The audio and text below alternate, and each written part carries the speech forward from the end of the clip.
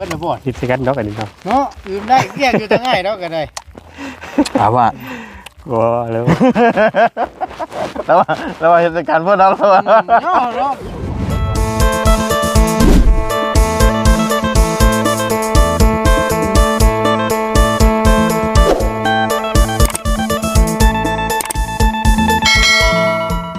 เอาพี่น้องเอ้ยเนาะเป็นจังได๋มื้อนี้มีเสียงตู้เสียงรำเสียงเพลงมื้อนี้พี่น้องเอ้ยสงสัยมีงานดองงานแต่งเด้ออยู่ทางบ้านน่ะเนาะเอามื้อนี้สงสัยไอ้อาจนี่คือสิอยู่ผู้เดียวพี่น้องเอ้ยเนาะแล้วน่าจะบ่อยู่เนาะไปค้าขายบ่มื้อนี้หรือว่าจังไดพี่น้องเอ้ยเนาะเอามาเยี่ยมมายามเนาะมาให้กำลังใจเราซำนี้เราก็ดีอกดีใจเนาะมีทีมงานเฮาเข้ามาหาเรื่อยๆเนาะเอาเรื่องที่เรื่องทางกะติดตามรับชมไปเรื่อยๆพี่น้องเนาะว่ามื้อใดพี่น้องเอ้ยเอาก่อนอื่นกะสบายดีและสวัสดีเพื่อนพี่น้องกันเบิดสุขุสุขคนพี่น้องเนาะพบเจอกันอยู่บ้านอ้ายอาจคือเก่าคือเดิมพี่น้องเนาะมื้อนี้ก็มีลมแน่แต่ว่าแดดพี่น้องเอ้ยมื้อนี้เนาะเป็นจังไดมื้อนี้เนาะคือสิกินข้าวกินน้ำแล้วเราก็เนาะอยู่แต่งอมๆแง้มหั่นแหละเราก็ได้เฮ็ดหยังบ่ได้เนาะ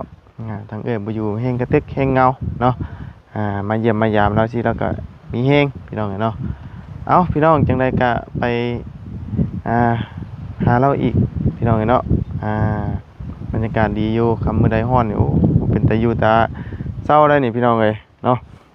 มันร้อนถ้าว่ามันร้อนดีๆนี่ทั้งเที่ยงนี่บ่เป็นตาอยู่เนาะเที่ยงสำหรับคนอื่นแต่ว่าเพื่อนสำหรับเฮาเนาะ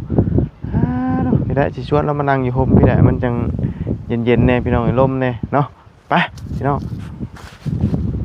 ไปเนาะนี่แหละเราก็ขยับขยื่นนั่งอยู่ห่มแน่มันจังเย็นแน่เนาะนั่งอยู่แต่อันเทิงเถียงได้มันร้อนเด้สบายดีสบายดีสบายดีเป็นจังไดมื้อนี้ก็ได้อยู่ผู้เดียวมื้อนี้บ่อยู่ผู้เดียวบ่ผู้เดียวเอ้ยเพิ่นไปหาหมอยังบ่เศร้าบ่ยังว่าเป็นเศร้าเลยยังอยู่บ่ยังบ่ดีขึ้นบ่อาการแล้วนะยังบ่ดีขึ้นไปหาหมอปวดโดยเนาะสบายดีเด้อโดยสบายดีเด้อพี่น้องเนาะข้าวจี้ข้าวจี้ปาเต้เนาะจักสิชื่อเฮาอีหยังเฮาก็ได้มีแต่นี่แหละข้าวจี้กินบ่ม่วงบุญไปกินซะ กินเนื้ออยู่บ่ม่วงนี่ก็บ่ได้กินอยู่ก็บ่ได้กินให้บ่บุญกินซะคืออยากสมเลยพี่น้องเนาะนั่งน้ำเล่าก่อนมื้อนี้นั่งเล่นน้ำเล่าก่อนพี่น้องเอ้ยเงาอยู่บ่อ้ายอันเวลาบ่อยู่โทษเลยอันเด้อก็ปกติอยู่ปกติอยู่บ่แต่มันก็เงาธรรมดาเนาะมันก็เงียบแต่อายุผมสิก็ใครอยู่เนาะบ่มีให้บ่มีให้บ่คิดว่าอยู่ที่คือสิบ่มีแล้วก็อยู่เถียงมีอยู่เถียงมีบ่อยู่นี่บ่มีเนาะนั่งเวลาลงมาก็ได้ไม่ดอกรถน้ำมาใส่นั่งตรงไม่ดอกนะพี่น้องเอ้ยเนาะแต่มันบ่ฮักเนาะบ่ฮักฮักก็คือสิบ่ถึงเนาะตามขึ้นเอากะกินข้าวแล้วบ่มื้อนี้กินแต่ข้าวเช้าข้าวเที่ยงยังบ่ได้กินบ่กินเนาะยังบ่อยากบ่กินแล้วบ่กินแล้วเนาะกินกับ1หัวค่าเพราะว่าตื่นช่วยเด้เป็นข้าวเที่ยงเด้แหละเอาง่ายข้าวเช้าเป็นข้าวเที่ยงแล้วบ่แม่ตื่นช่วยเพราะว่าห้องนอนน่ะมันบ่มีอันว่าอันใส่ลูกแก้วหั่นน่ะมันคือมืดตลอดเนาะมืดตลอดมีแต่อย่างเดียวเท่านั้นก็คือเสียงนกกระจาบห้องฮู้ว่ามันแจ้งคำนกกระจาบบ่ห้องก็แม่นบ่ฮู้ว่าแจ้งเลยเพราะมันมืดอย่างเดียวเด้มืดตึ๊บเลยเนาะยังบ่เช้าติยังไปหาหมอแล้วบ่ไหวแล้วว่าซั่นเป็นนี่ไหนเนาะคำว่าได้เป็นเนี่ยมัน มันแบบว่าเว้าง่ายเฮากินหยังบ่แซ่บเลยบ่เมื่อยมันเมื่อยในกระตุนกระโตเนาะ โดย เว้ยเป็นจังไดเอาบ่าวลุงเคิมเพิ่นโทรมาขึ้นเหนือบ่เนาะ โดย เดี๋ยวจังหน่อยจังโทรกลับเพิ่นพี่น้องนะเดี๋ยวแป๊บหนึงจ้ะ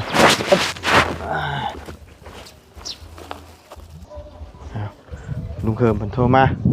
โดย เราสิเดินทางจะโปนมื้อนี้ โดย ที่แรกก็ว่าจะเดินทางมื้อนี้มาบนกระไดอันทางเมียว่าเมื่อยต้องใช้กระเพาะขึ้น โดย แน่นนะเลยว่ามื้ออื่นพุ่นน่ะอยากบ่อะไรดิเดี๋ยว กินแล้ว ผมเนาะลากเอาอะ หลังเอา ขี่รถมาข้างไม่เป็นข้างหรอกอยู่ห้องพักน้องเมฆพักอ่ะเหมือนม่วงลาย ซอยสมัครหนึ่งเนาะ ลายหมากเตอะแซ่บอยู่บนต้นแซ่บอยู่นะ มาให้คอยไม้ไว้เพิ่นจองเลยทั้งนั้นปล่อยไปแต่เกือบเป็นง่วงมาเท่านั้นแล้วฉัน ฮะ บอกง่วงไงมึง จ้องม่วงยัง บอกเมนอยู่บอกม่วงเขียวสวย เคี้ยวเสวย เคยจะเบอร์ป่ะ เมนแต่ว่าเนื้อเนี่ย แต่ว่ามันสมเนาะ เนาะมันนี่เนี่ยแบบชุกเลยหอมมันเอาไปนายแตกก็ได้สบายดีเด้อพี่น้องเด้อแค่เลยเพิ่นน่ะบ่ พิซซ่าดอกอันนี้เนาะ เนาะยืมได้เรียกอยู่ทั้งง่ายเนาะก็ได้ ถามว่า ว้าแล้ว แล้วว่าเหตุการณ์พวกนั้นแล้วว่า เนาะกินพวกว่าเด้อ สบายดีเด้อบ่ตุนเด้อสบายดีเด้อบ่ยาวเด้อ สบายทำไมลูกต้องไว้อยู่ทั้ง อยากนะอยากนะ จ่ายเฮ้ยลงกลหวยมากินนี่ ว่า ลงคนหน่วยบุญ เข้าคัก ยอดรีบเลย มีข่อยงอนอีกวะ คอยงอนคอนงอย โอ้ยเนาะไปไม่บอกย่าไปข่อยสิบามันรถไปน่ะเอา มึงบอกขนอ ผมมี มีอยู่เกลือเป็นนัวอยู่เทิงเงินไปเฮ็ดโลบ่ยาว ยาแล้วกินแบบนี้ก็แซ่บอยู่ มันบริชมอะไรวะ ชมอยู่ ก็นะ คนเอาได้อยาก ก็ เห็นได้เห็นเนาะ เดี๋ยวเปิดไปหาเพิ่งกันนะฉันเด้อ หายใช่ อยู่ไปแล้วใต้รถก็เห็นแล้วกินข่อยก็อยากคือกัน อืม เนาะจะลองกินอ่างง่ายเรายังว่าอยู่มัน ไม่เราจังหมากกินแบบนี้ด้วยไหน ได้ไว้ ไอ้โย ใครอยู่เนาะมันแซ่บอยู่นะแต่ทำชุกแล้วบ่แซ่บได้ม่วงนี่นะ แซ่บแล้วมันสุกยังแซ่บ แซ่บป่ะ โดย มันช่วงจะเป็นเส้นแท้เนาะมันช่วงมันจะเป็นเส้นได้ม่วงนี่นะอยู่นะของนะน้องเมฆพักกันเด้มัน โดย หลายก๊กเนาะขับรถมากก็เลยคือเห็นมันลายมันก็ได้อย่างนะ โดย แอบประตูนเพิ่นเนาะลักเอากับผมเป็นวันลักเนาะพี่น้องเพิ่นพยายามไปกินซอยคืออยากกินหลายมื้อแล้ว แต่บ่มีโอกาสบ่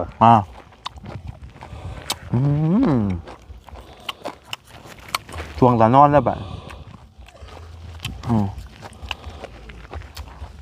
กินกับเจียวทั้งถังเดี๋ยวอันนึงก่อนเชียดเจียวกับครับเนาะ เจอปลาหวานเนาะกินปลาหวาน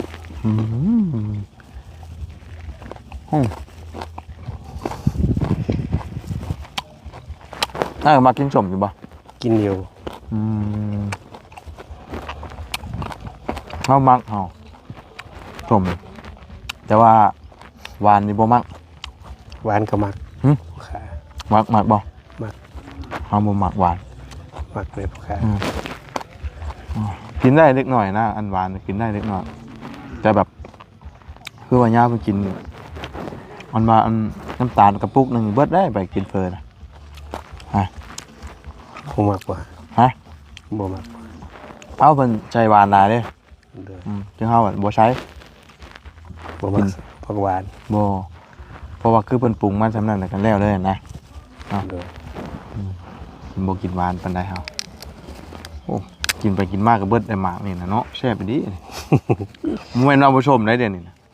ชมได้แต่ว่าอยากอืม เฮ็ดใส่กันดอกไอ้นี่ ฮะ เฮ็ดใส่กันดอก นุ่งหนวดเด้อเอาม่วงแล้วมาย่ำกี่บาทเด้ออันนี้คืออย่ากินข้าวแซ่บแล้วนี่นะ กินม่วงเดี๋ยวกินข้าวมันก็เค็ดแค้วแล้ว ฮะ ข้าวบ่แซ่บเลย ว่าอย่าดีเด้แบบว่าเฮ็ดให้เขาอยากกินหยังก็บ่แซ่บบ่อย่าดีเชียงเมี่ยงเด้ อืม หาหยังมาให้พญากินก็กินบ่แซ่บอ่า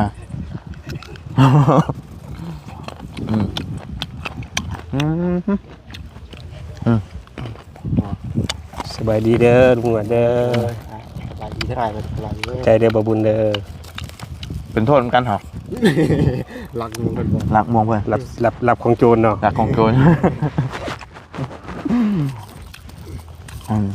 ในบางอย่างกินกับมันมา ก็นำตามก็ตามสังคิดว่าคลิปบ่บุญเด้อ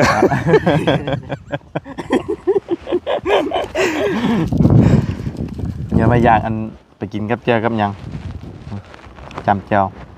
แต่ สุ่มเขาทายเลย ชมพอดีเนาะ แม่งโบสุ่มแห้งเกิน แต่กับบชมแห้งอ่ะนะชม แต่เกียวหวานเนาะ บ่เจียวธรรมดา อย่าประเด็นอัน เจียวประเดกครับธรรมดานี่แต่ว่าเจียวหวานนี่มันบ่แซ่บเฮานะมันบ่มักเจียวหวานนี่ดิ แม่นอยู่ กิน เจีย เจียว วคำว่าคล้ายๆกันเจียวนะเจียวประเด็นกันชิวนะ อ่าเห็นกินนี่คือสิแซ่บบัด บัดกินเองจักสิเป็นจังไดเนาะ จักสิเป็นจังไดลองมึงเด้อบัดเด้อ โดย คำว่า ไฟเบิด2หน่วยได้ก่อนนะ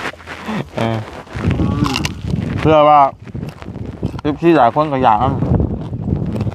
เพิ่นหายนะเพิ่นจังได๋อยู่สิมากินในอ่างเพิ่นน่ะ เขาเป็นใหญ่เสียเอามากัดให้แบบให้นั่นน่ะปริกระเทือนน่ะเป็นเฮ็ดให้เฮาสมกัดแบบคำใหญ่ๆกินจนคำไปเลยแหละครับอิ่มเลยเลย มันสั่นได้บ่บุญได้ขอวางไว้ตรงนี้ โดย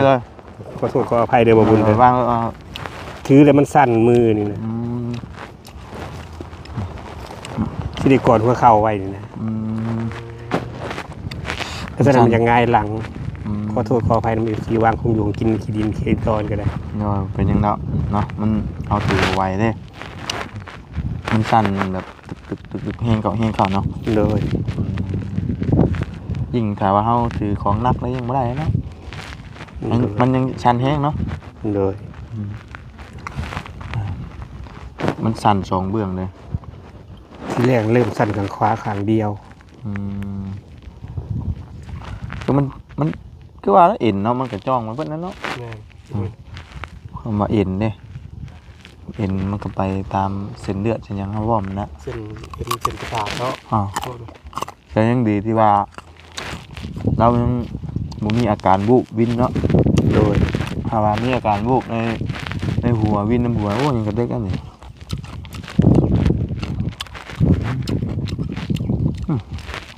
เอาอยู่บ่บุญ เพราะกินให้อายอยากที่หรอ เพ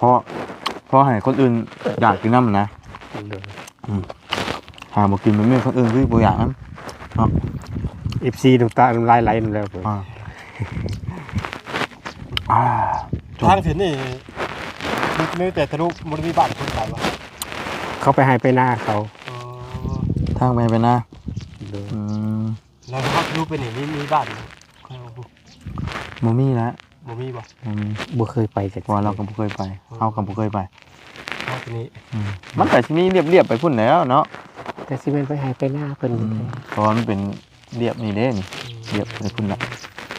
มันก็ทะลุไปพุ่นตามไปนี่ก็กอดนั่นเบิดนั่นแหละ โดย ถ้าเกิดเราก็บ่เศร้ายังบ่เศร้าเนาะทำได้เป็นเนี่ยมันต้องได้ซักก้นนะเนาะเชื่อมได้เป็นไข่แล้วนี่เบาแล้วเฮา บ่แม่นว่าว่าตั้งแต่ใหญ่มาหากะไปใส่ชะโลมมือนั่นแหละหนักๆตั้งแต่เกิดเราบ่กล้าใส่ ย่างเค็มบ่ ย่านเด้ย่านเด้จักมีหยังเค็ม เมื่อก่อนนี่ก็บ่ค่อยอยากใส่เพราะว่า เค็มนิดหน่อยนึงของย่าน เมื่อก่อนใส่เข็มเล็กเนี่ยมันปวดเลย เดี๋ยวนี้เขาใส่เค็มย่างแล้วเนี่ย แม่นปวดแบบคล้ายแบบว่าเฮ็ดเนี่ยเครื่องทุกอย่างน่ะ เดี๋ยวนี้เพิ่นเอาเข็มเล็กแทงน่ะเพิ่นก็ถอดออกเนาะ ทอดเค็มเล็กเอาไปปล่อยแต่เค็มย่างไว้ มันก็เลยเฮาก็เลยบ่ปวดปานใดดินี่หัวใส่มื้อนั้นน่ะบ่ค่อยปานใดถ้าที่เก่าเลยว่า เพราะว่าเข็มเล็กนี่เพิ่นสิไว้นอกเนาะ โดย ตอนแทงอ่ะเนาะ โดย เพราะว่าตัวยางนี่อยู่ในเนาะเดี๋ยวเพิ่นก็ถอดออกมาเนาะมันก็เลยบ่เจ็บปานใด มื้อแต่นังว่าเขาจะเด็กเหงาจัก นั่งเล่นน้ำเล่านี่แหละตรงไหนซะเนาะพอเราบ่เงาเนี่ยก็โดนๆเทื่อเนาะจังเสียนรถจักรมาเนาะ โดย รถจักรรถหยังมากันเทื่ออันเที่ยงนั่นเพิ่นก็นอนอยู่บ่นั่นน่ะ นอน อืม เจ้าของแหละ โอ้ย เดี๋ยวนั้น อ๋อเจ้าของดินเพิ่น เจ้า นี่ ข บ่ องดินที่ผู้ค้าอยู่นี่แหละ เออว่าแสดงว่าหน้าเราก็กว้างนี่เนาะ เพิ่นว่าลงไปหอดพุ่น เม่นบ่ได้เนาะ ขึ้นมาตามสายไปใส่พูนคูณ ฟังนี่แหละฟังนี่ก็เม่นบ่ ครั้งนี้ก็เนี่ยเป็นหัวผู้ขาย อ๋อเรียบเป็นเรียบบ่ เลย โอ้ดีว่าอันนี้ฟังนี่ก็เม่นครับที่ดินตัวนี้ฟังนี่เนาะ โดย กับอันตัวนี้นี่บ่ โดย ให้หน้าฟังนี่ โดย เป็นสองฝั่งทาง โดย โปเพิ่นก็นอนหน้าประจำคือกัน เพิ่นจะเลี้ยงไก่อยู่นะ พี่ว่าในเรื่องอย่างมันก็สบาย ดินแบบว่าอยู่ให้อยู่หน้ามันกว้าง โดย เลี้ยงเป็ดเลี้ยงไก่สบายถ้าเลี้ยง สิมันลำบากยามดับหน้าเนาะ แม่น หน้าติดกัน ถ้ายามนำหน้านี่มันมีแต่ครั้งอย่างเดียว เพราะว่าคือว่าแน่เนาะทั้งนี้ก็เข้าทั้งนี้ก็เข้าถ้าว่ายามหน้าแล้งดีๆน่ะสบาย โดย เลี้ยงหยังกะมันบ่มีปลาพร้อมแล้วก็ไก่กามันก็บ่อยากเฮียปานใดเนาะ คือแถวหน้าลุงหนวดบ่ไหวเลยมาจอกเฮ็ดบ่ได้ล่ำนี่เบิด เพราะว่าเล็กน้อยหายิงกระปอมนี้ลักเอาได้สมัยนี้ โดย เนาะหายิงเอาได้บ่ได้กระปอมมันยิงไกลได้ เนาะ มีไก่แล้ว หายิงกระปอมบ่ได้พี่น้องเนาะเห็นไก่อยู่กับไซส์เมื่อต้มตอนนี้ นะแต่ธรรมดาอากาศมื้อนี้เนาะ โดย พออยู่หัก อยู่ มื้อนี้ร้อนมื้อนี้อยากร้อนได้มื้อนี้เนาะ ห้อนนั่นแหละ ขนาดเมื่อวานเนี่ยหนาวเนาะ วานนี่หนาวแล้ววานนี่นะ เปลี่ยนไว้ขนาดเลย เปลี่ยนไว้เลยมื้อนี้นั้นกินนี่ยังมีลมอยู่บัดนี้ใบไม้ฮ้อนบ่ติงบัดนี้ โดย ใบไม้เริ่มหยุด สิฮ้อน เลย สิถึงวันสงกรานต์พุ่นละบ่ จังว่าบัดนี้ถ้าฮ้อนบัดนี้ยันฮ้อนยาวเลยอยู่บัดนี้ โดย จังยามใดได้บัดนี้พุ่นน่ะปีหน้าพุ่นน่ะเบิ่งทรงแล้ว 22 บาท ทำได้ฮ้อนนี่จังฮ้อนยาวเลยนะเพราะว่ามันฮอดเบิดเดือนนี้ก็สงกรานต์เนาะบ่ได้ถึงเนาะมื้อนี้ เศร้า 10ปลายมื้อไง มื้อนี้22เนาะมื้อนี้เนาะวันที่22อื่นก็23 มีแต่10ปลายมื้อเนาะไล่ไปเด้อ โดย สิปลายมือสงกรานต์เนาะบ่ได้เล่นสงกรานต์จักปีแล้ว หลายปีเลยบ่บุญ หลายปีแล้วบ่ ประมาณสิเข้า10 ปีแล้วบ่ ค่าเป็นอันนี้นี่บ่ แต่ค่าเป็นก้อนหนานี่ก็บ่ค่อยลิ้น บ่ค่อยมักล่าเริงบ่ได้บ่บุญ อ๋อ มักเขาทำบุญหลายกว่า น้อยก็ถือว่าบ่ได้ไป บาดยัดน้ำ เล่นโดยเคยบวชบ่ เคยบวชเป็นน้อยแต่ยังน้อย บวช ตั้งแต่9ปี10 ปี อยู่จักปี ประมาณ 4-5 ปี ยังเป็นจั่วอยู่เนาะ โดย 4-5 ปีแต่ถือว่าโอ้ถึงเติบได้ถือว่าลืมแล้วแต่บ่คุมื้อ แต่ยังพอจำได้ชื่อได้อยู่นิดหน่อย นิดหน่อยเนาะ โดย มันก็หึงเลยเนาะ เอิง เฮานี่บวช3มื้อนะ จำได้ก็จำได้ตั้งแต่ อืม ไหว้พระไหว้เจ้าประจำวันได้คิดวัดประจำวันจำได้แล้ว แต่ว่าสูตรเทศจำบ่ได้แล้ว ลืมไปแล้วเนาะ ลืมไปแล้ว เฮานี่บวช3มื้อซิกเองเฮานะ เป็นได้คือไหว้กัน ฮะ เป็นได้คือไหว้ เอาซิกเอง ให้จักซีกแล้วเขาบ่ให้ซีกบ่ บ่แล้วไปบวชน้ำยาเนาะบวชน้ำยาตายเพิ่นตาย โอ้ มาหอดเฮือน บนดาไฟ บวชหน้าไฟวาซิอยู่เลยนี่แหละบวชซิกบวชอยู่ซิโนนี่แล้วเนาะยาอยู่ซิโนเด้ บักชีอันนึงคุกชี แล้วบัดนี้น่ะย่างลัดธงเมื่อบ้านตอนแรง พายผ่านเรื่องมือเลย แม่น เมื่อยังบ่ได้ซิกเลยอันย่างเมื่อน่ะย่างเมื่อบ้านน่ะนั่นแหละเมื่อแหละบัดนี้เอาง่ายๆเพิ่นเว้าว่าอิหยังแม่ยิงกอดบ่ได้เนาะ หลานวันนี้หลานสาวเนาะเพิ่นยังน้อยเว้ยเพิ่นเล่นกอดเอาชินตกในตัวนะเฮาก็คิด บ่มีในตัวหรอกบ่มีชินในตัวนี่ว่ะก็เลยแก้ออกเลยผ่านเรื่องนั้นซิกเองเลย ก็เลยเป็นที่มาว่าซิกเอง ซิกเองแต่ว่าเพิ่นว่าบ่ได้เพิ่นว่าเพราะว่าแม่ว่าลงให้ลงเพิ่นซิกจับเจือบ่เลยลงไปอยู่คืนนึง เราไปต่ออีกคืนหนึ่ง ต่ออีกคืนหนึ่ง จึงได้ซิกเนาะที่ได้ก็มาตัวเองคิวได้นะมันอยู่มาได้กี่บาทเท่านั้นนะเนาะให้บวชได้3 มื้อซิกเอง ก็เลยเป็นที่มาคำว่า3 มื้อ 3 มื้อซิกเองนั่นแหละเนาะมื้อนี้ก็สงสัยมีงานดองงานแต่งนี่เนาะ ตั้งแต่มื้อคืนนี่คือตู้สิเป็นงานกลางเว้นพี่สิฉลองกันตอนนี้ แม่นเพราะว่าส่วนหลายเพิ่น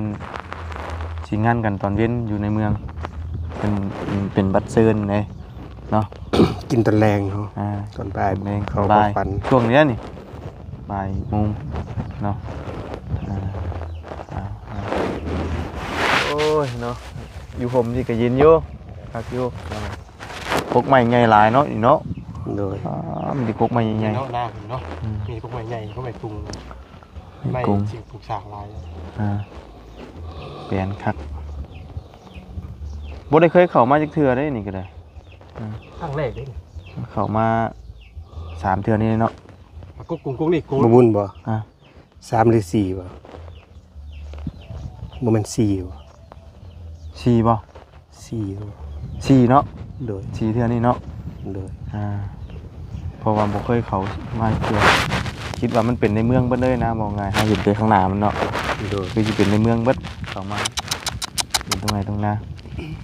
บ่ค่อยได้ เขา เข้า จะบ่คิดกัน นัวบ่มันเข้าในบ่เข้าแล้วบ่ บ่เข้าดอกซ้อมลงไปกินน้ำในหนอง น้ำหนองนี่ก็บกอยู่บ่บ่บกอยู่เนาะ เดินหาเบิด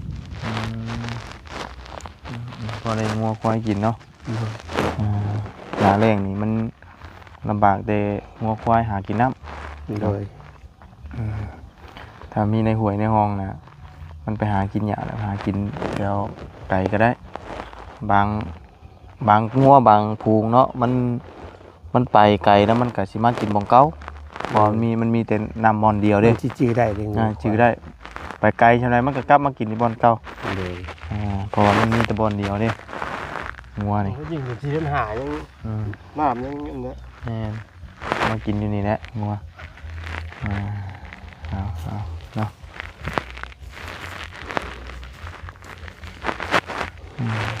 ป้าจะมีแต่เฮาสิเดินทางก่อนเด้อสวัสดีเด้อ โดย โดยอยู่ดีมีแฮงได้เด้อ ขอบใจหลายๆเด้อบ่บุญเด้อที่แวะมาเยี่ยมมายามเด้อ โดย เดินทางก็ขอให้ปลอดภัยเด้อ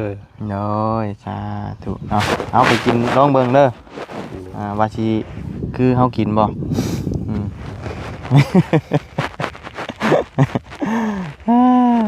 เนาะไปซะเนาะมีแต่เฮาสิเดินทางก่อนบัดนี้เนาะไปพี่น้องมีแต่ไปป้าเราก่อนบัดนี้เด้อ เดี๋ยวมื้อหน้ามื้อในพุ่นแหละเนาะบางทีทางทางกับฟังเบิ่งเนาะมื้อใดก็พี่น้องเอ้ยรอทีมงานมาครบเบิดพุ่นแหละเนาะจังไดกับเอื้อเราก็ยังบ่สบายยังบ่เซาเนาะ ป้าใช่ไปเที่ยงเนาะเฮาเมื่อป้านี่เด้อไปเลยอึ๊บอ่ะลูกได้บ่บัดนี้ลูกได้บ่ได้บ่ ได้ ฮะลองดูยันว่าอย่าวันอันดาจังคือมือบ่ยาวพาลูกเนาะป้าจะไปอยู่เที่ยงบ่ได้จะเด้อเด้อเนาะเฮาก็สิไปทางอื่นต่อเนาะโดยไปหาพุ่นน่ะนอนอยู่เตียงพุ่นน่ะมันจังบ่เมื่อยแน่นั่งหลายยันบ่เมื่อยเนาะไหวอยู่บ่ไปอยู่ป้าจ้ะทางปลอดภัยเด้อบ่บุญเด้อน้อยป้าจ้ะไปป้าเราก่อนบัดนี้เนาะเราไปอยู่เที่ยงพุ่นแหละพี่น้องป้าพี่น้องเนาะสำหรับมื้อนี้บ่บุญกะเอามาเยี่ยมมายามเราอีกคือเก่าคือเดิมเนาะพบเจอกันใหม่ขอบคุณพี่น้องเดี๋ยวไว้ FC เขาติดตามนะครับชมคอยให้กำลังใจโดยตลอดมาเนาะสำหรับนี้ไปก่อนพี่น้องสบายดี